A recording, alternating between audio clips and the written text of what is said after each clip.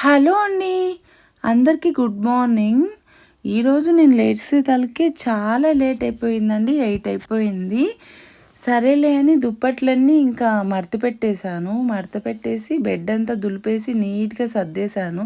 సర్దేసిన తర్వాత fresh up అయిపోయి వంటింట్లోకెళ్ళిపోయాను. వంటింట్లో ఇంకా పాలు లేవు. పాలు తెప్పించాను. ఆరోగ్య పాలు 2 ప్యాకెట్స్ తెప్పించి పాలైతే ఇంక స్టవ్ మీద పెడతన్నాను. పొద్దున్నే నేను మొహం కడుక్కొని ఇంకా కాఫీ తాగకపోతే అస్సలు మైండ్ పనిచేయదు. నేనైతే ఇట్లా కప్పులోకి షుగర్ వేసుకున్నాను.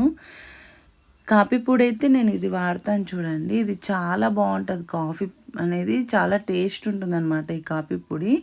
మీకు కూడా నచ్చినట్లయితే మీరు కూడా వాడండి. అయితే ఇంకా నేను పాలైతే ఈ సైడ్ పాలైతే మరిగిపోయినాయన్నమాట.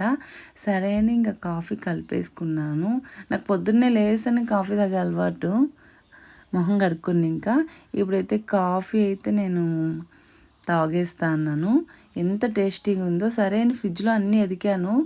ఆ చట్నీ అయితే ఉంది అనమాట. ఇంకా పిండి చూశాను చూడండి, గడ్డి గట్టిపోయింది. సరేలే అని అది కొంచెం చల్లగానిక దోశ అయితే ఇలా వచ్చింది. చట్నీ దోశ ఈరోజు మా టిఫన్.